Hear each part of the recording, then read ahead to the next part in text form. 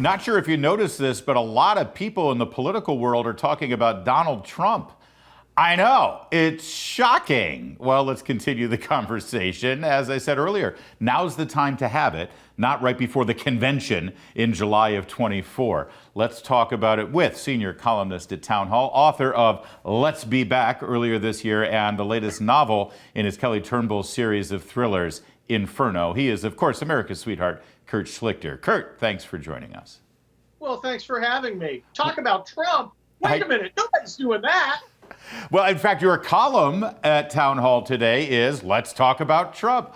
My viral column, everybody's talking about it. Usually they accuse me of both loving Putin and being a white supremacist and also hating Trump and being a white supremacist. So we got those things all going. There you go. That's why you're here. People are smart. Well, listen, you mentioned in your column that you were having the same phenomenon that I was having in the 24, 48 hours after the election, was all the text messages, all the DMs, all your friends. That's it. It's over. I'm done with Trump. I'm done with Trump. Well, who exactly makes that choice here about who's being done with Trump? Yeah, that's the thing. And I understand what people are saying. Substantively, they've got some good points. Trump deserves some of the blame for this, not all of it. And the idea that if you somehow get rid of Trump, the Republican Party brand becomes shiny and new again. They kind of forget that there was a reason Trump came along in the first place. And that getting rid of Trump doesn't cure that. But who should make that decision? Well, I firmly believe it's the voters. It shouldn't be us pundits. It shouldn't be the bigwigs. It shouldn't be the donors. It's got to be the base. The base has to decide. How do you decide? You have a primary. Yeah. Well, and NBC News put out a tweet earlier or late last night that said the GOP is grappling with the fallout of the midterms and weighing the future of their party's leadership. Who's the GOP in that sentence exactly? I feel like it's Lindsey Graham and Kevin McCarthy making this decision. When was the last time that let us down? Yeah, they're out having coffee, talking over how it's going to be. No, look, there is a debate within the party. Within people in the base. Like you said, you got a bunch of DMs and texts and emails. Right. So did I. And people were talking about it. People should talk about it. Look, we got our butts kicked on Tuesday. There's no other way to put it. We expected a lot better. History said we should have did a lot better, and we didn't do as well as we should have. So there are problems, and we've got to figure out what they are. Yeah. Look, right now we've got a great advantage. We have something I always used to love having as a commander. We have time. We have 2 years. I like to say this is like my favorite part of the week, which is when I walk out of the gym on Friday, and it's the longest possible time before I have to walk back into the gym. Well, and listen, I'll still maintain, you know me, I'm a little more optimistic than you are, I think, Kurt. No, I'm optimistic too. Or you're more realistic than I still maintain that a blowout in Florida, thus pretty much removing Florida from the electoral college map in 2 years, that's a huge win.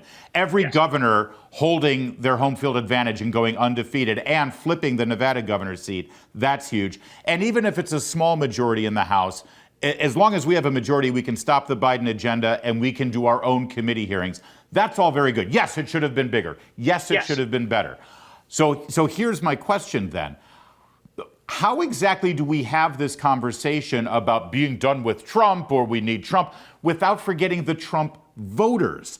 These real smart guys in this town in Washington are like, that's it, we're done with Trump. Are you done with his voters too? Because they're kind of the critical part of this equation. Well, who's we? Yeah. Look, the one thing I really, really despise is when you attempt to tell me what to think. And I try not to tell other people what to think. I will tell. My job's to tell them what I think, but they've got to make the decision. Somebody's got to come out, and if they want to remove Trump from Trump's unofficial and informal position, they've got to make the case. And a substantial majority of people have to go, yeah, it makes sense. Here's your gold watch. Right. Or not. Now, look, substantively, if we're talking about, what Trump did or what Trump didn't, that's the argument we have to have. What I think you and I are talking about here is the importance of making sure this is not some sort of top-down, AstroTurf decision Right. that leaves out a bunch of people that Trump brought in. Well, and let's face it, Trump's not going to adhere to something like that. So then you're talking No. third party. By the way, I said it. last time all the smart guys in this town decided that they were done with Trump and Trump couldn't be a nominee and he's not ready, they were named Bill Kristol and Steve Hayes Yes. and Jonah Goldberg. I mean, it generally doesn't work out well for them when they do that. Well, there's two kinds of people right now who are saying, hey, we got to get rid of Trump. First are the ones in good faith who've looked at the evidence and say, okay, Trump's a problematic guy. There are a lot of people who never vote for him. He's going to cost us the election. And that's a case you can make. It's not a crazy case. Yeah. The other are the people who never wanted Trump in the first place, and they're super eager to go, see, I was right all along. Exactly. It's super convenient for them because they get what they wanted all the time. It's like global warming communists. Right. You know, they wanted all this, Marxist stuff from the beginning, and now we got to do it because of the polar bears. You also, well, I was going to say, you also make a really good point in your column today. I really do commend everyone to read it. It's at townhall.com. You should read all of Kurt's columns, obviously. And books. There's a lot of people who would say, listen, I love Trump as a president. I love the way he fought. I loved his agenda. I love what he was able to do. But I just can't take the drama anymore. I'm done with the drama. And then what does he do? Over the last 72 hours, all he's brought is drama. And he's going after the people who actually won. He's going after DeSantis and Youngkin, who actually won their election. So there is a fair argument there with regard to just the extra stuff that Trump brings that isn't helpful.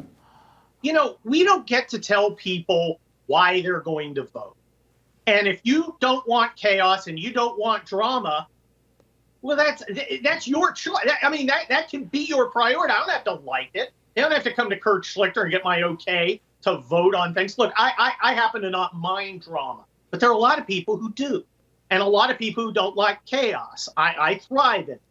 But I don't get to go out and tell them, well, it's ridiculous that you're voting against him because of mean tweets.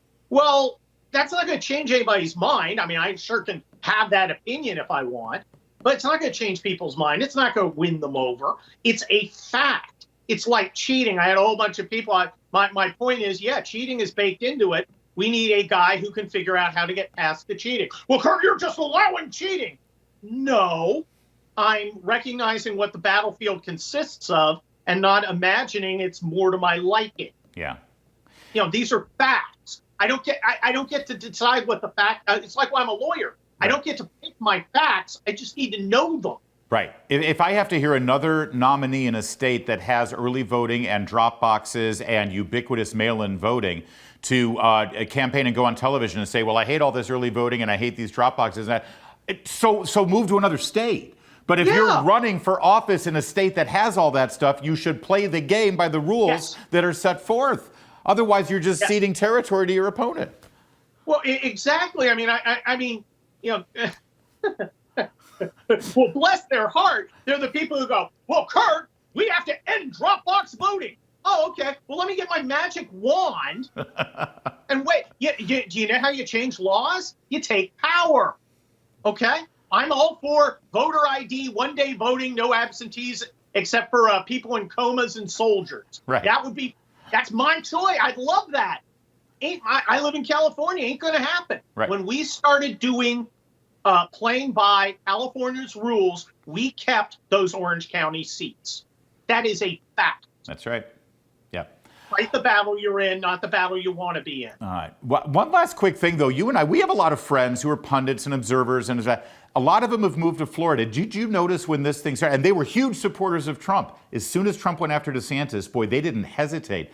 DeSantis has actually surrounded himself with some people down there who were ready to fight for him. Trump, if Trump thinks he's got another Jeb exclamation point in Ron DeSantis, boy, he's making a mistake. Because here's the difference. Everybody hated that giant fungus Jeb.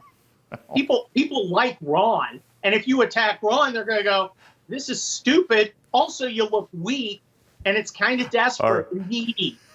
Fungus? Are you sure fungus. You didn't mean fungi? Whatever. Kurt Schlichter. He's not a fun guy. He's a giant puffball. Senior columnist at Town Hall, Kurt Schlichter. More to come on O'Connor Tonight.